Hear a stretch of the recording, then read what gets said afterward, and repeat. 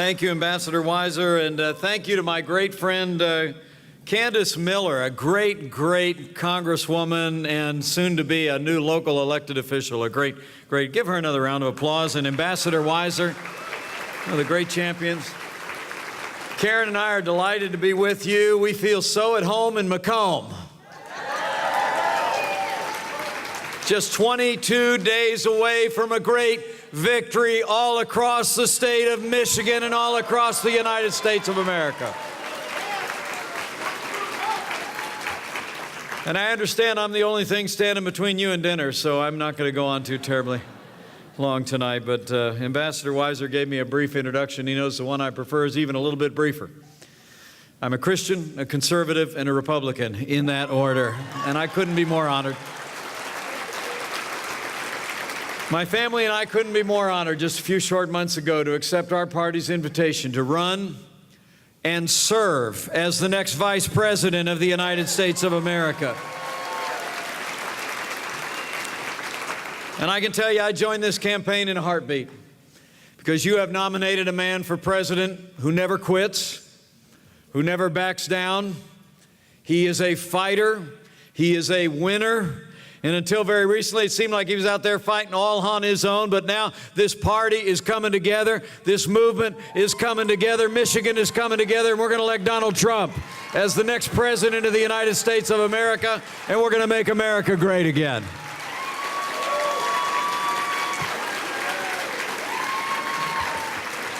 You know, I truly do believe Donald Trump embodies the spirit of America. Strong, freedom-loving, independent, and willing to fight every day for what he believes in and for the ideals of the American people. You sure saw that fight in high relief a week ago last night, didn't you? When he beat Hillary Clinton in that debate hands down. And I got to tell you, I'm looking forward to getting on a plane and heading out to Vegas because it's going to be a big night for the GOP and our Republican nominee when it happens again this Wednesday night. You know, we had a little debate of our own over in Farmville, Virginia, in the vice presidential race about a week or so back.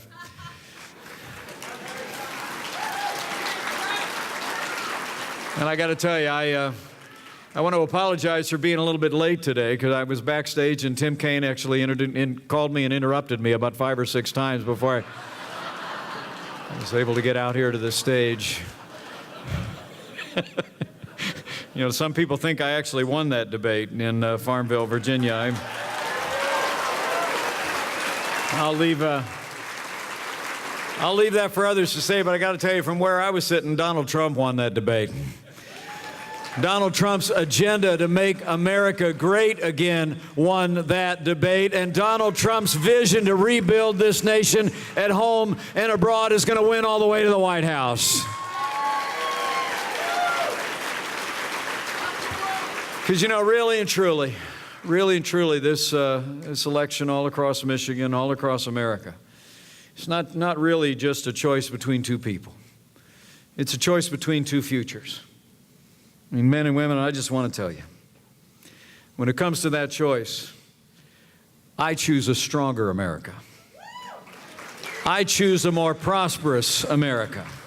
I choose an America that cherishes and upholds the constitutional liberties enshrined in our founding documents.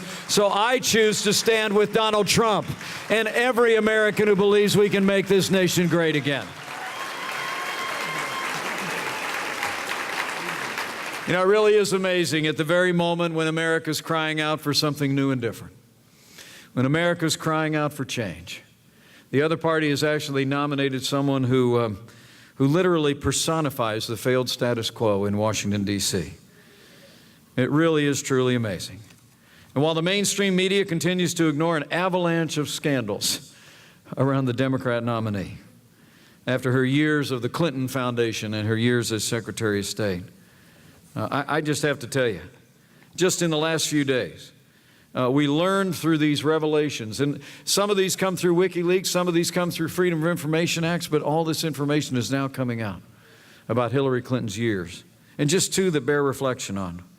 I mean, Hillary Clinton has said so numerous times that when she was Secretary of State, leading all of the foreign policy for the United States of America, and had a private foundation accepting millions of dollars from foreign governments, that there never was any decision made at the State Department that reflected those millions of dollars going into the foundation. And then we found last week, while the media was busy on other stories, we found out last week an email that ABC actually reported that after the earthquake in Haiti, when $10 billion was being distributed to rebuild that country torn asunder by devastation, a State Department official under Hillary Clinton actually said that they should flag businesses that were considered friends of the Clintons when awarding public contracts for the reconstruction of Haiti. You know, and just today, if you haven't heard about it yet, and you probably won't hear about it on the evening news, so I thought I'd help you out. The FBI actually confirmed today that the State Department offered quid pro quo to officials at the FBI to reclassify classified documents that were found on Hillary Clinton's private server. You know, let me just say, and the list goes on and on and on, if only for the sake of ensuring the highest standard of ethics in the highest office in the land, we must do all we can to ensure that Hillary Clinton is never elected president of the United States of America.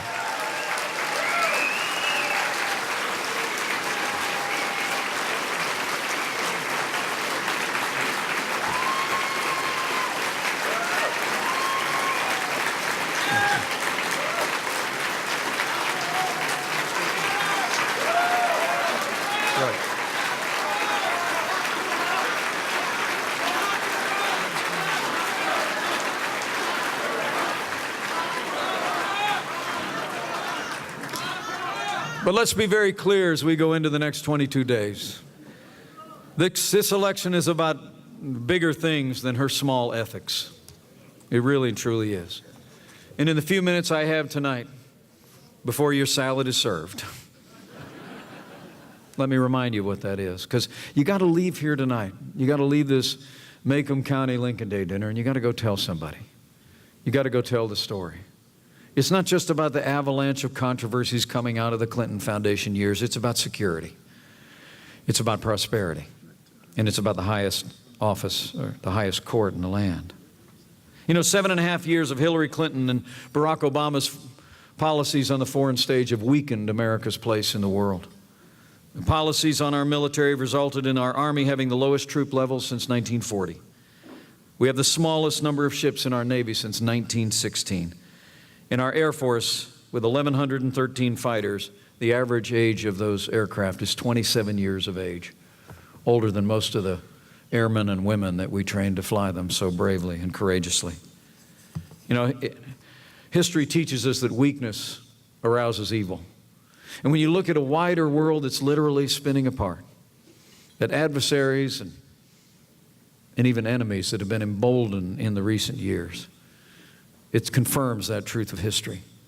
So let me just say, when Donald Trump becomes president of the United States of America, we're going to work with a newly reelected majority in the House and Senate, and we are going to rebuild the American military. We're going to restore the arsenal of democracy. We're going to provide our soldiers, sailors, airmen, and Marine with the resources and the training they need to defend our nation, and we're going to hunt down and destroy ISIS at its source so it can no longer threaten our people or inspire violence here at home. But it's not just about holding back on a commitment to our national defense that's weakened America. It's literally been the foreign policy, the architect of which was Hillary Clinton, that has set much of the world spinning apart. I mean, literally, it was Hillary Clinton as Secretary of State who failed to renegotiate an agreement with the sovereign nation of Iraq by 2012 that would allow American forces to remain in that country and secure the hard-fought gains that have been won in Operation Iraqi Freedom. Candace and I remember those difficult days in the Congress, 2005 and 2006. But it's important to remember that through the surge and through the sacrifice of the American soldier, American military personnel won the peace and security of Iraq by the end of 2008. They did it. In fact, before I go one step further, I'm sure there are men and women who have worn the uniform of the United States in recent years and in many years past. Would you mind just raising your hand or even standing up if you're able and allowing us to show our appreciation one more time for the service that you've rendered to this nation in uniform?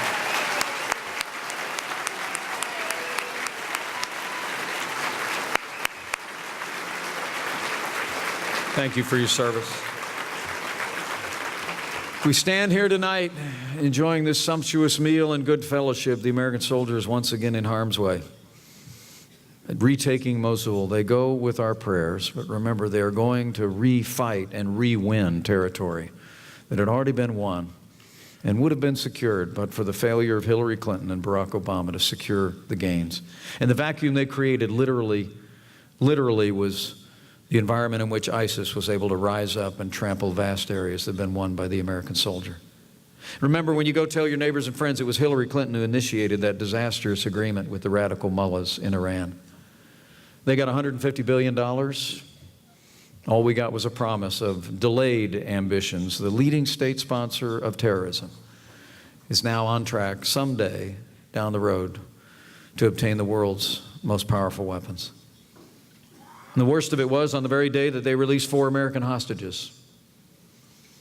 This administration, with Hillary Clinton's full assent, delivered $400 million in cash on a wooden pallet to the airport in Tehran. Let me make you a promise. When Donald Trump is president of the United States, we won't be paying ransom to terrorist-sponsoring states. They'll be paying a price if they threaten or detain American citizens or our allies. And lastly, it was Hillary Clinton and her State Department. It's got to tell your neighbors and friends this. It was Hillary Clinton and her State Department who left Americans in harm's way in Benghazi. After 4 Americans fell, she told the families of the fallen that it was because of a filmmaker back here in the States. When Congress would find out through their diligence that she knew the night of the attack that it was an al-Qaeda-style terrorist attack. When she was confronted before the Congress about that, she said words that ring really ignominiously into history. She said, and I quote, "What difference at this point does it make?" Well, let me just say, as the proud father of a United States Marine, anyone who said that, anyone who did that, should be disqualified from ever serving as Commander-in-Chief of the Armed Forces of the United States of America.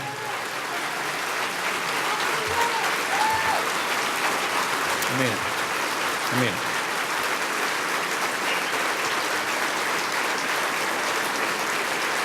We cannot have 4 more years.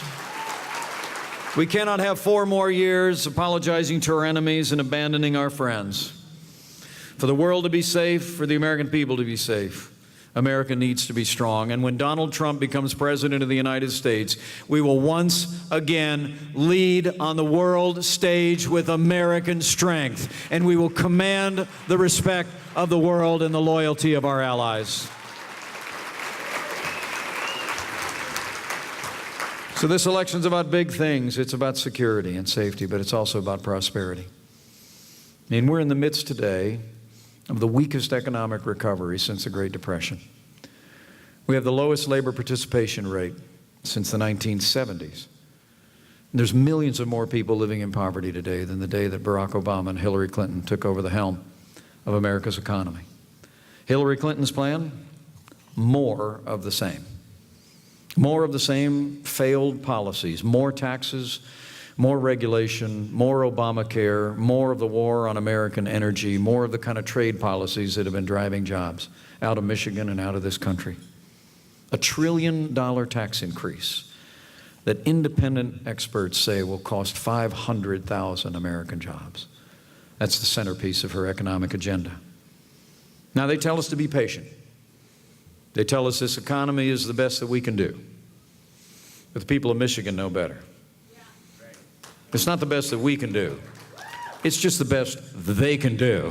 And when Donald Trump becomes president of the United States of America, we're going to bring time-honored, common sense, conservative principles into practice, and we're going to get this economy moving again for all of the people of Michigan and all the people of the United States. Donald Trump's got a plan. Donald Trump's got a plan. It looks a whole lot like a plan that our 40th president implemented back in the 1980s during a similar time. I just keep thinking, you know, I was coming out of high school in the 1970s. I know I look older, but I mean, I was coming out of high school in the 1970s, and we had a president who actually went on television and kind of said to the American people, things are pretty bad, and it's going to kind of be that way for a while. Remember? He said the key to the energy crisis was to turn down your thermostat and wear a sweater. And then along came a broad-shouldered leader with common sense ideas, and it's like there's nothing new under the sun. It's all come around again. Political leaders in a moribund economy are telling us just to get used to it, and another broad-shouldered leader has stepped up. And when Donald Trump becomes president of the United States, we're going to do what worked in the 1980s. We're going to cut taxes across the board for working families, small businesses, and family farms. We're going to get rid of death taxes completely at the federal level, and we're going to lower business taxes so companies in Michigan can compete and keep jobs right here in Michigan instead of seeing them go overseas. And Donald Trump and I know that the avalanche of acronyms coming out of Washington, D.C. is stifling growth and stifling our, you know what I'm talking about. The EPA, the OSHA, DOE, the ABCDEFG. I mean, it's killing jobs. So on day one, Donald Trump's going to do what I did down as governor of the state of Indiana. And that is, he's going to sign a moratorium on any new federal red tape, and we're going to repeal every single executive order signed by Barack Obama that is killing jobs and stifling growth in this economy.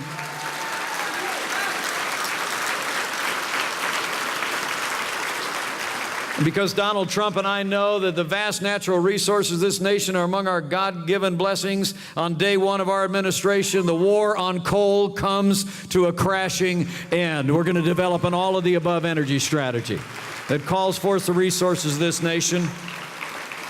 And when Donald Trump becomes negotiator-in-chief,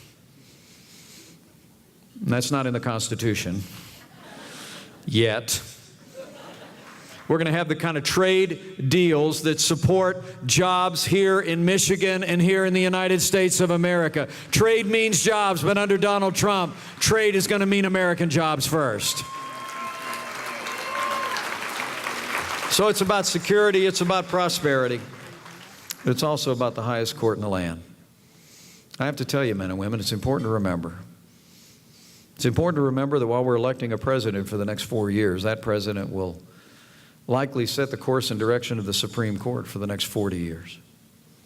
With the passing of the late and great Justice Antonin Scalia, literally the delicate balance of the Supreme Court is on the ballot. But the next president could literally appoint 2 and maybe 3 justices of generational impact. I mean, elect Hillary Clinton, you better get used to more unelected judges using unaccountable power to make unconstitutional actions. Did you hear her the other night in the debate? When she was asked about criteria for appointments to the court, she got out a to-do list. Because that's how liberals think, legislating from the bench. Elect Donald Trump as President of the United States of America, and you're going to have women and men appointed to the highest court in the land and all of our federal courts who will strictly construe the Constitution of the United States of America and will uphold and defend the God-given liberties enshrined in our Bill of Rights and our founding documents. So I can say, for the sake of the rule of law, for the sake of the sanctity of life, for the sake of the Second Amendment to the Constitution of the United States, for the sake of all our God-given liberties, we must ensure, here and now, in the state of Michigan, that the next president making appointments to the Supreme Court of the United States will be President Donald Trump.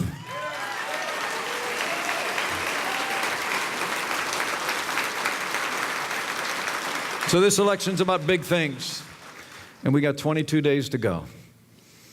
And my challenge to you tonight is, after you enjoy good fellowship and a great experience, and you hear from all the great candidates who are here, I hope you leave here tonight with a burden on your heart to go tell somebody. I mean, Michigan always looms large in our nation's destiny, but I have to tell you, the message that Donald Trump has carried forward about a stronger, more prosperous America, it's resonating in the Hoosier State just to the south, and I know it's resonating here in Macomb County.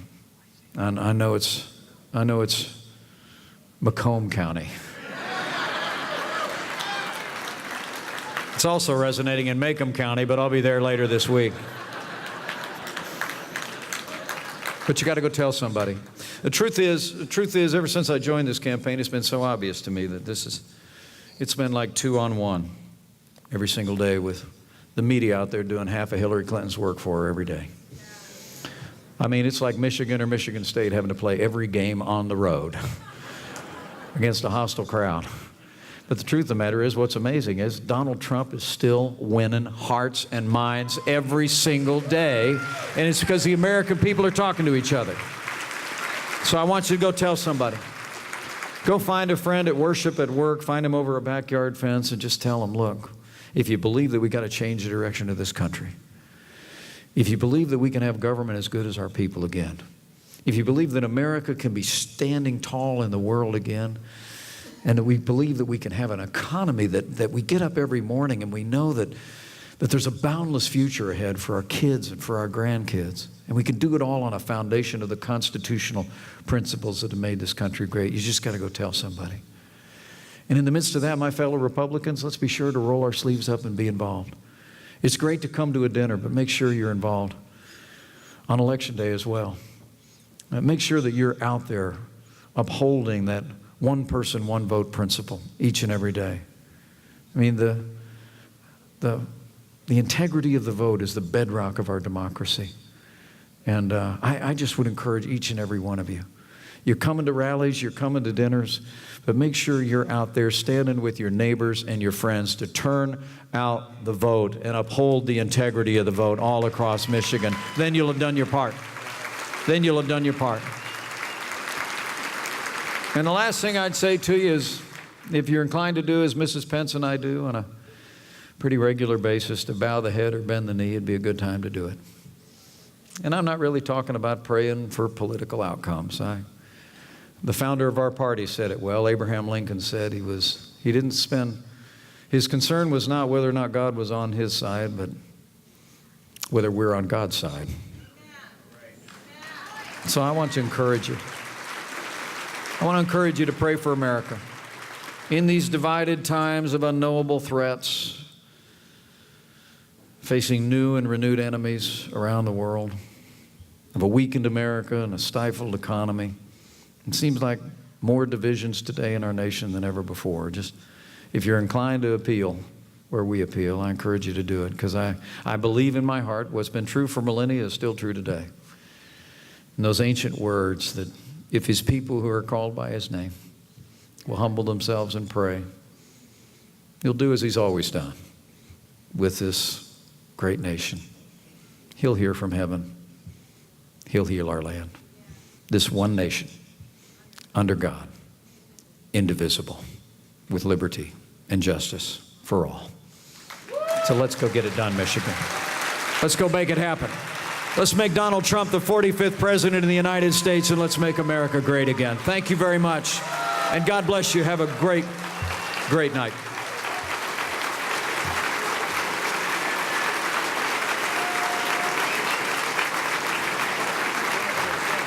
Good. Good.